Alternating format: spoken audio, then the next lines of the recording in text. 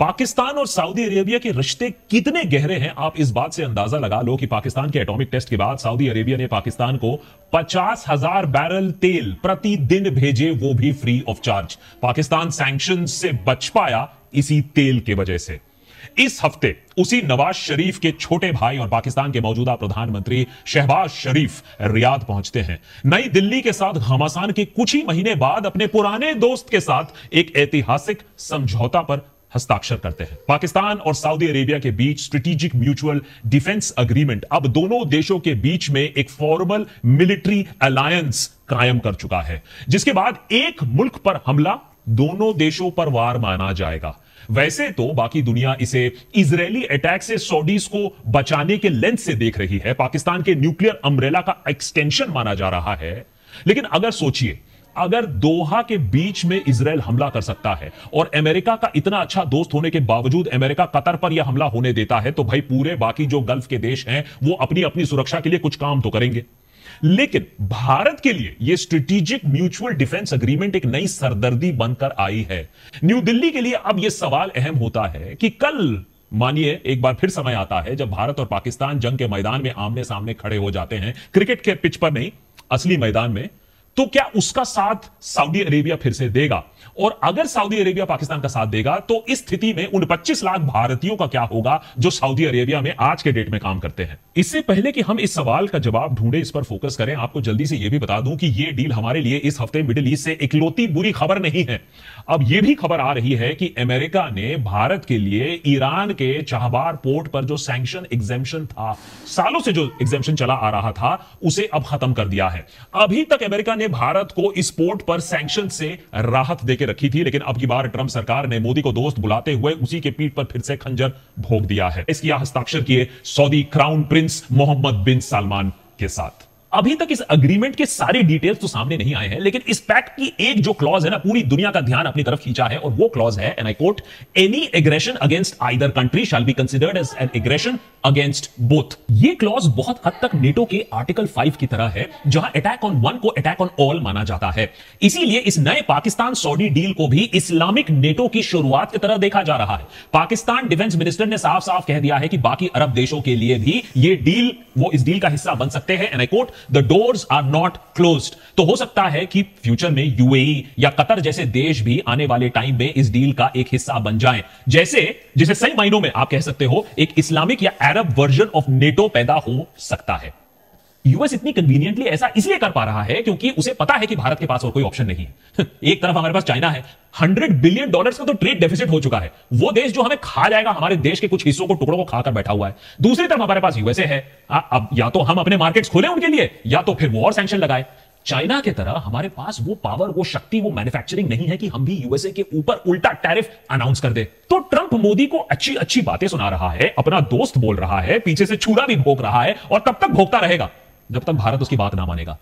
लेकिन इसके बीच में पूरा जो मिडिल ईस्ट, वो हमारे हाथ से कैसे फिसल रहा है, और पाकिस्तान के टेरर टैप के बावजूद वो कैसे आज पाकिस्तान एक जियोपॉलिटिकल स्वीट स्पॉट पे बैठा हुआ है, ये हमें अब दिखने को लगा है। चाइना हो, ईरान हो, सऊदी अरेबिया हो, यूएसए हो, सबके साथ संबंध अच्छे बना के रखे हैं, सबके पास से मदद निकाल रहे हैं, और यहां जयशंकर जी के लेजर आइज पाकिस्तान के इस डिप्लोमेसी को रोकने में असफल रहे हैं। क्या अब भी हम कोई ठोस कदम ले पाएंगे? क्या अब भी हम पाकिस्तान के खेल को एक्सपोज कर पाएंगे, या फिर चलिए रील्स पर रील्स बनती रहेंगी? नहीं तो बात है 1998 की। इंडिया ने न्यूक्लियर धमाके करके पूरे दुनिया को चौंका दिया था, लेकिन सबसे ज्यादा चिंता पाकिस्तान को हुई। उस समय के देश के प्रधानमंत्री नवाज शरीफ रियाद फोन लगाते हैं, क्राउन प्रिंस अब्दुल्ला बिन अब्दुल अजीज के सामने फरियाद करते हैं, क्या सऊदी अरेबिया पाकिस्तान का साथ देगा अगर पाकिस्तान ने भी जवाबी न्यूक्लियर धमाके किए? क्योंकि उसके बाद आने वाले सैंक्शंस देश की आर्थिक कमर तोड़ देगा, यह बात तो तय थी। पाकिस्तान और सऊदी अरेबिया के रिश्ते कितने गहरे हैं, आप इस बात से अंदाजा लगा लो कि पाकिस्तान के एटॉमिक टेस्ट के बाद सऊदी अरेबिया ने पाकिस्तान को 50,000 बैरल तेल प्रतिदिन भेजे, वो भी free of charge. Pakistan sanction से बच पाया इसी तेल की वजह से। इस हफ्ते उसी नवाज शरीफ के छोटे भाई और पाकिस्तान के मौजूदा प्रधानमंत्री शहबाज शरीफ रियाद पहुंचते हैं। नई दिल्ली के साथ घमासान के कुछ ही महीने बाद अपने पुराने दोस्त के साथ एक ऐतिहासिक समझौता पर हस्ताक्षर करते हैं। पाकिस्तान और सऊदी अरेबिया के बीच स्ट्रेटेजिक म्यूचुअल डिफेंस एग्रीमेंट अब दोनों देशों के बीच में एक फॉर्मल मिलिट्री अलायंस कायम कर चुका है, जिसके बाद एक मुल्क पर हमला दोनों देशों पर वार माना जाएगा। वैसे तो बाकी दुनिया इसे इजरायली अटैक से सऊदीज को बचाने के लेंस से देख रही है, पाकिस्तान के न्यूक्लियर अम्ब्रेला का एक्सटेंशन माना जा रहा है। लेकिन अगर सोचिए, अगर दोहा के बीच में इजरायल हमला कर सकता है और अमेरिका का इतना अच्छा दोस्त होने के बावजूद अमेरिका कतर पर यह हमला होने देता है, तो भाई पूरे बाकी जो गल्फ के देश हैं वो अपनी अपनी सुरक्षा के लिए कुछ काम तो करेंगे। लेकिन भारत के लिए यह स्ट्रेटेजिक म्यूचुअल डिफेंस एग्रीमेंट एक नई सरदर्दी बनकर आई है। न्यू दिल्ली के लिए अब यह सवाल अहम होता है कि कल मानिए एक बार फिर समय आता है जब भारत और पाकिस्तान जंग के मैदान में आमने सामने खड़े हो जाते हैं, क्रिकेट के पिच पर नहीं, असली मैदान में, तो क्या उसका साथ सऊदी अरेबिया फिर से देगा? और अगर सऊदी अरेबिया पाकिस्तान का साथ देगा तो इस स्थिति में उन 25 लाख भारतीयों का क्या होगा जो सऊदी अरेबिया में आज के डेट में काम करते हैं? इससे पहले कि हम इस सवाल का जवाब ढूंढे, इस पर फोकस करें, आपको जल्दी से यह भी बता दूं कि यह डील हमारे लिए इस हफ्ते मिडिल ईस्ट से इकलौती बुरी खबर नहीं है। अब यह भी खबर आ रही है कि अमेरिका ने भारत के लिए ईरान के चाहबार पोर्ट पर जो सैंक्शन एग्जेम्पशन था, सालों से जो एग्जेम्पशन चला आ रहा था, उसे अब खत्म कर दिया है। अभी तक अमेरिका ने भारत को इस पोर्ट पर सैंक्शन से राहत देकर रखी थी, लेकिन अब की बार ट्रंप सरकार ने मोदी को दोस्त बुलाते हुए उसी के पीठ पर फिर से खंजर भोंक दिया है। अगर ये सैंक्शंस नहीं हटते हैं तो भारत का अफगानिस्तान और सेंट्रल एशियन कंट्रीज के साथ ट्रेड बहुत बुरी तरीके से इंपैक्ट हो सकता है। मिडिल ईस्ट में भारत को बैक टू बैक झटके लगने के बाद अब सबको कम से कम यह पता चल गया है कि डिप्लोमेसी एक लीडर के लिए बर्थडे विशेस या अवार्ड्स या ऑनर्स या ग्रैंड वेलकम पर आकर खत्म नहीं होती है, बल्कि पर्सनल ब्रांडिंग से आगे डिप्लोमेसी का मकसद होता है देश के लिए नेशनल इंटरेस्ट को सिक्योर करना। अनफॉर्चुनेटली भारत की डिप्लोमेसी और फॉरेन पॉलिसी अब सिर्फ और सिर्फ एक इंसान की पर्सनल पीआर मशीनरी बनकर रह गई है, जिसका खामियाजा अब पूरे देश को भुगतना पड़ रहा है। सोचो, जिस दिन व्हाट्सएप अंकल्स बुर्ज खलीफा पर हैप्पी बर्थडे मोदी जी वाले वीडियोस फॉरवर्ड कर रहे थे, उसी दिन पड़ोस वाले देश में पाकिस्तानी लीडरशिप अपने एंटी इंडिया अलायंस को और मजबूत करता दिख रही थी। वो आज by the way laser eyes भी आसपास नहीं दिखते हैं। पहले यूएस से बात नहीं बना पाए, फिर मिडिल ईस्ट से रिजेक्शन मिलने लगा, चाइना एससीओ में भी वो नहीं दिखे, और अब पाकिस्तान को आइसोलेट करने में बिल्कुल नाकाम रहे हैं हमारे जयशंकर जी। लेकिन माइक्रोफोन दे दो, इंस्टाग्राम के लिए बाइट बिल्कुल तैयार मिलेगी आपको। And where was the US in this process? Well, the US was in the United States. I mean, obviously there were तो देशभक्त के आज के एपिसोड में कुछ कड़वे सच। सबसे पहले तो पाकिस्तान सऊदी डिफेंस डील को करीबी से समझने की कोशिश करेंगे। इस डील के पीछे जियोपॉलिटिकल और हिस्टोरिकल कॉन्टेक्स्ट क्या है उसे देखने की कोशिश करेंगे, और क्यों आखिर सऊदी अरेबिया आज अपनी सिक्योरिटी के लिए पाकिस्तान के पास जाने पर मजबूर हो गया है। भारत पर इस डील का क्या असर पड़ेगा, इंडिया सऊदी रिलेशंस इस डील से कैसे इंपैक्ट होंगे, और फिर फाइनली देखेंगे कि टैरिफ्स के बाद अमेरिका क्यों एक बार फिर भारत के पीछे हाथ धोकर पड़ गया है, क्यों चाहबार पोर्ट पर सैंक्शंस इंडियन फॉरेन पॉलिसी के लिए एक बहुत बड़ा सेटबैक माना जा रहा है। और हां, फाइनली क्या अमेरिका के बाद अब मिडिल ईस्ट भी भारत के हाथ से निकलता जा रहा है। यह बात आज सबको मालूम है कि पाकिस्तान ने अपने न्यूक्लियर बॉम्ब को बनाने के लिए साम दाम दंड भेद सबका प्रयोग किया था। पाकिस्तान के पास पैसा उतना था नहीं, लेकिन father of Pakistan nuclear bomb Abdul Qadeer Khan ने advance centrifuge technology 1980s 1990s में सीक्रेटली पाकिस्तान के अंदर स्मगल कराया। न्यूक्लियर टेक्नोलॉजी का ट्रेड भी किया, इलीगल ट्रेड भी किया लिबिया जैसे, ईरान जैसे देशों के साथ। इन सब बातों को बाय द वे खान खुद मान चुके हैं, मैं नहीं कह रहा हूं। लेकिन जिस बात की चर्चा कम होती है वो ये कि कैसे सऊदी पेट्रो डॉलर्स ने पाकिस्तान के न्यूक्लियर प्रोग्राम को इतने सालों से जिंदा रखा। इस बात का जिक्र खुद पाकिस्तान के ब्रिगेडियर जनरल फिरोज खान ने अपने किताब eating grass the making of the Pakistani bomb में खुद लिखा है। अमेरिका से एड और आईएमएफ से लोन की तो खूब बातें होती रहती हैं पाकिस्तान के संदर्भ में, लेकिन इसकी कम कि 1960 से ही पाकिस्तान को बेशुमार एड मिलता आया है सऊदी अरेबिया से। पाकिस्तान ने भी अपने थर्ड लार्जेस्ट सिटी का नाम बदलकर फैसलाबाद कर दिया in honour of King Faisal of Saudi Arabia. और तभी से एक एक्सपेक्टेशन भी रही है कि दोनों सुन्नी मेजॉरिटी देश फाइनली एक मिलिट्री टाई भी स्थापित करेंगे, जो कि फाइनली इस हफ्ते एक्चुअली हो गया, जब पाकिस्तान के all powerful military chief field marshal Asif Munir और पाकिस्तानी प्राइम मिनिस्टर शहबाज शरीफ ने इस पैक्ट को फाइनलाइज किया, हस्ताक्षर किए सऊदी क्राउन प्रिंस मोहम्मद बिन सलमान के साथ। अभी तक इस अग्रीमेंट के सारे डिटेल्स तो सामने नहीं आए हैं, लेकिन इस पैक्ट की एक जो क्लॉज है ना, पूरी दुनिया का ध्यान अपनी तरफ खींचा है, और वो क्लॉज है, and I quote, any aggression against either country shall be considered as an aggression against both. ये क्लॉज बहुत हद तक नेटो के आर्टिकल 5 की तरह है, जहां अटैक ऑन वन को अटैक ऑन ऑल माना जाता है। इसीलिए इस नए पाकिस्तान सऊदी डील को भी इस्लामिक नेटो की शुरुआत की तरह देखा जा रहा है। पाकिस्तान डिफेंस मिनिस्टर ने साफ साफ कह दिया है कि बाकी अरब देशों के लिए भी ये डील, वो इस डील का हिस्सा बन सकते हैं, and I quote, the doors are not closed. तो हो सकता है कि फ्यूचर में यूएई या कतर जैसे देश भी आने वाले टाइम में इस डील का एक हिस्सा बन जाएं, जिसे सही मायनों में आप कह सकते हो एक इस्लामिक या अरब वर्जन ऑफ नेटो पैदा हो सकता है। एक और चीज, जैसा कि हम सब जानते हैं पाकिस्तान एक न्यूक्लियर पावर है। अब ऐसे में सवाल यह उठता है कि इस डील के बाद सऊदी अरेबिया को बचाने के लिए क्या पाकिस्तान अपने न्यूक्लियर डिटरेंस का भी उपयोग करेगा? क्या इस डील से पाकिस्तान का न्यूक्लियर अम्ब्रेला सऊदी अरेबिया तक भी पहुंच जाएगा, कवर करेगा? वेल, अभी तक इस पर कोई ऑफिशियल कंफर्मेशन नहीं आया है। दोनों देशों के टॉप डिफेंस ऑफिशियल्स ने यह कहा है कि इस डील के तहत एक दूसरे को प्रोटेक्ट करने के लिए हर अवेलेबल कैपेसिटी, कैपेबिलिटी को यूज किया जाएगा। तो जब तक कोई ऑफिशियल डिनायल नहीं आता है, एक बात तो सेफ टू अज्यूम है कि यह डील न्यूक्लियर प्रोटेक्शन में को भी इंप्लिसिट मानता है। पाकिस्तान और सऊदी अरेबिया के बीच में मिलिट्री कोऑपरेशन भी दशकों से चले आया है। सऊदी अरेबिया उन पहले मुल्कों में से है जिसने पाकिस्तान को अगस्त 1947 की इंडिपेंडेंस के बाद तुरंत रिकॉग्नाइज किया। 1951 में दोनों मुल्कों ने ट्रीटी ऑफ फ्रेंडशिप साइन की, जिससे दोनों देशों के बीच में दशकों तक स्ट्रेटेजिक, पॉलिटिकल, मिलिट्री, इकोनॉमिक जो कोऑपरेशन है उसकी फाउंडेशन रखी गई। इस बीच कई दशकों से पाकिस्तानी फोर्सेस कई बार सऊदी में डिप्लॉय किए जा चुके हैं, सऊदी आर्म्ड फोर्सेस को ट्रेन करने के लिए। ऑफिशियल रिकॉर्ड्स की माने तो 1967 से पाकिस्तान ने 8000 से ज्यादा सऊदीज को ट्रेन किया है। 1979 के ग्रैंड मॉस्क सीजर के बाद ये मिलिट्री टाइज और गहरे हो जाते हैं, जब पाकिस्तान के स्पेशल फोर्सेस ने सऊदी ट्रूप्स के साथ मिलकर मस्जिद अल हरम में जो कंट्रोल था उसको री एस्टैब्लिश करने में उनकी मदद की।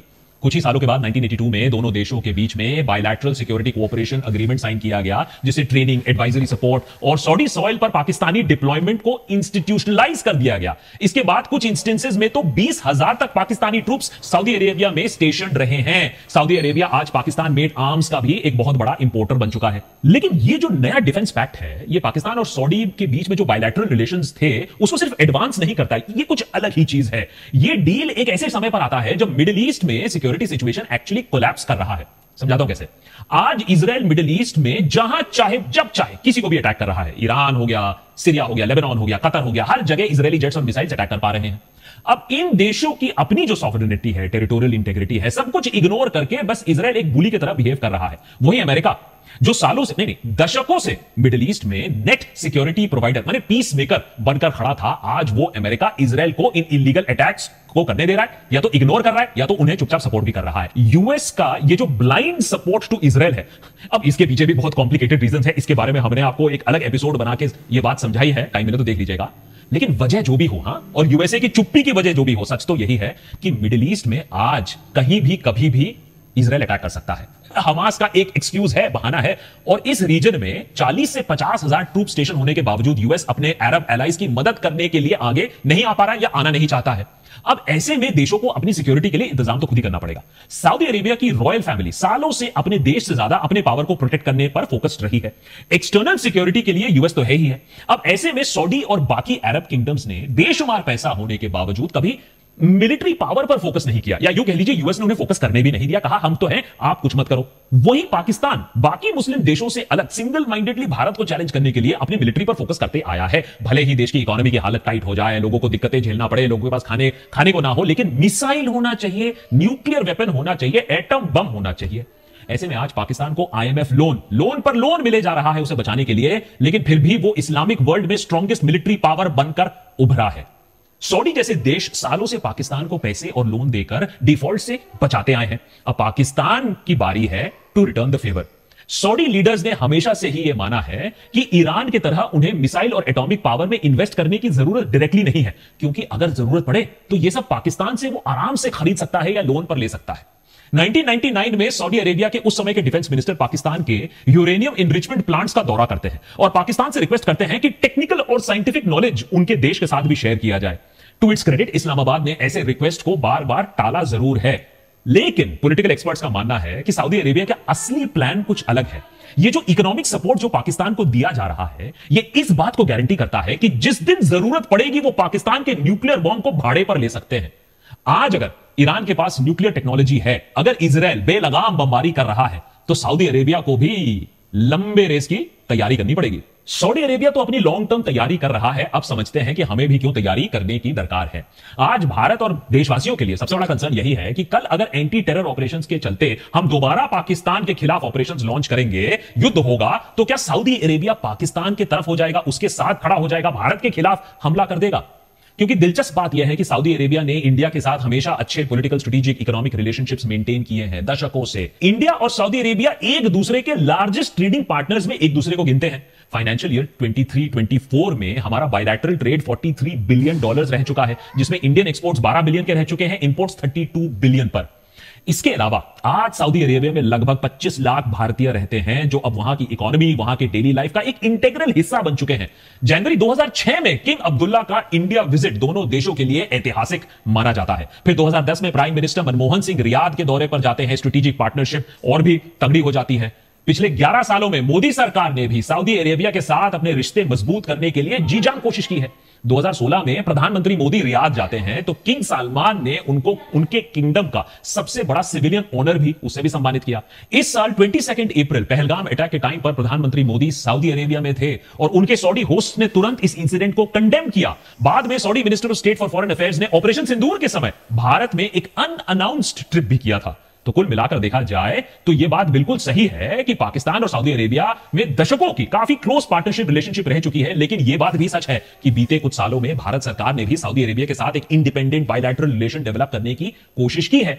ऐसे में फॉरेन एम्बेसडर्स, एक्सपर्ट्स का मानना है कि भले ही ट्रीटी में सऊदी अरेबिया पाकिस्तान के साथ खड़े होने की कस्में वादे खाए, लेकिन जब बात सच में भारत पाकिस्तान के बीच में आएगी, मिलिट्री कॉन्फ्रंटेशन की आएगी, तो शायद सऊदी अरेबिया अपने वादों पर अमल ना उतरे। भारत सरकार का कहना है कि भाई उसे तो पाकिस्तान और सऊदी के बीच में ये जो डिस्कशन हो रहा था, ये ट्रीटी के बारे में पहले से ही मालूम था और आज भी भारत सरकार इसके इंप्लीकेशंस को अभी स्टडी कर रही है। लेकिन जब तक हमारी फॉरेन मिनिस्ट्री अपनी पढ़ाई पूरी करती है, तो हमने सोचा कि हम भी उनको उनका थोड़ा रिपोर्ट कार्ड अभी तक का बता देते हैं। आज ऑपरेशन सिंदूर के 4 महीने बाद भी एक भी बड़ा देश सामने नहीं आया है ये कहने के लिए कि हम पाकिस्तान के खिलाफ और भारत के साथ खड़े हुए हैं। टेरर को सबने कंडेम किया, लेकिन पाकिस्तान की कड़ी निंदा किसी ने नहीं की। उधर पाकिस्तान को पहले ही तुर्की, अजरबैजान जैसे देशों ने अपना अनइक्विवोकल समर्थन दिया और साथ ही में अब यूएस और फाइनली सऊदी अरेबिया जैसे देश उसके और नजदीक आ रहे हैं। ऐसे में जिस पाकिस्तान को दुनिया में नेम और शेम करके टेरर के मुद्दे पर आइसोलेट करना था, आज वही उल्टा इंटरनेशनल कम्युनिटी में ज्यादा इंटीग्रेट हो गया है। वही भारत जो सालों से सबका पार्टनर रह चुका है, एक अच्छी क्रेडिबिलिटी रख चुका है, ऊपर से आज अमेरिका टैरिफ पर टैरिफ लगा रहा है उसी भारत पर। हमारे पोर्ट्स पर सैंक्शंस लगाए जा रहे हैं। हमें बेमन अपने सबसे बड़े दुश्मन चाइना के साथ हाथ मिलाना पड़ रहा है। और आस पड़ोस की बात ना ही करें तो बेहतर होगा है। पहले बांग्लादेश से दूरी, अब thanks to Modi ji and godi media, Nepal के लोग भी थू थू कर एंटी इंडिया सेंटिमेंट्स वहां अपना दिखा रहे हैं। अब ऐसे में ये सीधा सीधा लेजर राइस का फेलियर नहीं है तो और क्या है, मुझे पता नहीं। क्योंकि पूरी की पूरी डिप्लोमेसी में जब आपका एम ही हो कि सिग्मा रील्स बनाना है, मोदी जी की पर्सनल ब्रांडिंग और पीआर करनी है, वहां नेशनल इंटरेस्ट के लिए, देश के लिए जगह कहां बचती है भाई। आज दुनिया को भी पता चल चुका है कि भारत को कोई रियल कंसेशन देने की जरूरत नहीं है। बस मोदी जी को अवार्ड दे दो, जयशंकर साहब को रील्स बनाने को दे दो, ग्रैंड वेलकम कर दो, फोटो ऑप करा दो, हाउडी मोदी टाइप एक इवेंट ऑर्गेनाइज कर दो, प्रवासी भारतीयों को थोड़ा एड्रेस कर दो, भारत खुश हो जाएगा। ऐसे में एक जो रियल पार्टनरशिप होता है, रियल इंफ्लुएंस जो दिखाना होता है, उसकी जरूरत ही नहीं है। इसी लॉलीपॉप डिप्लोमेसी में सबसे बड़ा एग्जांपल अगर मैं आपको दूं तो इसी हफ्ते वो बात भी सामने आ गई, जहां प्रधानमंत्री मोदी को बर्थडे विश करके यूएस प्रेसिडेंट ट्रंप फिर से एक बार गोदी मीडिया के फौफा बन जाते हैं। सारे लोग अब टैरिफ्स में रिडक्शन की बात करने लगते हैं, कहते हैं अब तो ट्रेड डील हो ही गया। वहीं उसी समय पीछे से अमेरिका ने इंडिया के सबसे इंपॉर्टेंट फॉरेन पोर्ट पर सैंक्शंस अनाउंस कर दिया। इस हफ्ते यूनाइटेड स्टेट्स ने यह ऐलान कर दिया कि 29 सितंबर को ईरान के चाहबार पोर्ट्स के लिए सैंक्शंस वेवर अब रिवोक कर दिए जाएंगे। इससे भारत को मिली 7 साल पुरानी एग्जेम्पशन को खत्म कर देने की बात हो रही है। अब इंडिया के लिए अफगानिस्तान, सेंट्रल एशिया तक पहुंचने के लिए एक क्रिटिकल रास्ता ब्लॉक हो जाएगा। 2018 का वेवर इंडिया के लिए चाबार पोर्ट को ऑपरेट करने का एक लीगल शील्ड था। इसी लीगल कवर के भरोसे नई दिल्ली ने एक लॉन्ग टर्म लीज अग्रीमेंट भी पिछले ही साल साइन किया था, जिससे भारत सरकार की इंडिया पोर्ट्स ग्लोबल लिमिटेड या आईपीजीएल को 10 साल के लिए इस पोर्ट को ऑपरेट करने के लिए एक परमिशन मिला, अधिकार मिला। पाकिस्तान से ट्रेड वैसे में ही ठप है। ऐसे में चाबार पोर्ट हमारे लिए अफगानिस्तान, सेंट्रल एशिया के देशों तक पहुंचने के लिए एक की रूट था। इसके ऊपर चाबार हमारे international north south transport corridor का भी एक अहम हिस्सा था। पाकिस्तान और चाइना के जॉइंट वेंचर ग्वादार पोर्ट का एक रीजनल काउंटरवेट भी यही था। तो यूएस का एक झटका भारत की फॉरेन पॉलिसी मल्टीपल लेवल्स पर कैसे तहस नहस कर सकती है, यह हमने इस हफ्ते देखा। वैसे तो यह सीधा सीधा यूएस का भारत पर प्रेशर बिल्डिंग टैक्टिक है, यह बात मैं मानता हूं, क्योंकि भाई ट्रेड डील फिर से शुरू होने वाले हैं, निगोशिएशंस फिर से शुरू होने वाले हैं। ऐसे में इंडिया से मैक्सिमम कंसेशंस कैसे लिए जाएं, चलो हम यहां भी सैंक्शंस लगाने की बात कर देते हैं, वेवर हटाने की बात कर देते हैं। लेकिन coming back to the main point, USA ऐसी धमकियां हमें दे क्यों पा रहा है, इस बात को समझने की जरूरत है, इंटरनलाइज करने की जरूरत है, डिनायल मोड में नहीं रहना है। यूएस इतनी कन्वीनियंटली ऐसा इसलिए कर पा रहा है क्योंकि उसे पता है कि भारत के पास और कोई ऑप्शन नहीं है। एक तरफ हमारे पास चाइना है, $100 बिलियन का तो ट्रेड डेफिसिट हो चुका है, वो देश जो हमें खा जाएगा, हमारे देश के कुछ हिस्सों को, टुकड़ों को खाकर बैठा हुआ है। दूसरी तरफ हमारे पास यूएसए है, अब या तो हम अपने मार्केट्स खोलें उनके लिए, या तो फिर वो और सैंक्शन लगाए। चाइना के तरह हमारे पास वो पावर, वो शक्ति, वो मैन्युफैक्चरिंग नहीं है कि हम भी यूएसए के ऊपर उल्टा टैरिफ अनाउंस कर दे। तो ट्रंप मोदी को अच्छी अच्छी बातें सुना रहा है, अपना दोस्त बोल रहा है, पीछे से छुरा भी भोंक रहा है, और तब तक भोंकता रहेगा जब तक भारत उसकी बात ना मानेगा। लेकिन इसके बीच में पूरा जो मिडिल ईस्ट, वो हमारे हाथ से कैसे फिसल रहा है, और पाकिस्तान के टेरर टैप के बावजूद वो कैसे आज पाकिस्तान एक जियोपॉलिटिकल स्वीट स्पॉट पे बैठा हुआ है, ये हमें अब दिखने को लगा है। चाइना हो, ईरान हो, सऊदी अरेबिया हो, यूएसए हो, सबके साथ संबंध अच्छे बना के रखे हैं, सबके पास से मदद निकाल रहे हैं, और यहां जयशंकर जी के लेजर आइज पाकिस्तान के इस डिप्लोमेसी को रोकने में असफल रहे हैं। क्या अब भी हम कोई ठोस कदम ले पाएंगे? क्या अब भी हम पाकिस्तान के खेल को एक्सपोज कर पाएंगे, या फिर चलिए रील्स पर रील्स बनती रहेंगी? नहीं तो नाज़रीन, ये थी आज की हमारी वीडियो। उम्मीद करता हूँ कि आपको हमारी ये वीडियो पसंद आई होगी। अगर आपको हमारी ये वीडियो पसंद आई हो, हमारी वीडियो को लाइक कर देना है और हमारे चैनल को सब्सक्राइब कर देना है। तमाम इसमें जो हमने इंडियन मीडिया की हमने वीडियोस ली, जिन पर हमने एनालिसिस किया, जिसमें हमने आपको दिखाया, उन तमाम का शुक्रिया अदा करते हैं। मोस्टली जो कि इंडियन मीडिया है, उनका हमने इस्तेमाल किया है। दोस्तों, ये थी आज की हमारी वीडियो। नेक्स्ट वीडियो तक दीजिए हमें इजाज़त। अल्लाह हाफिज़।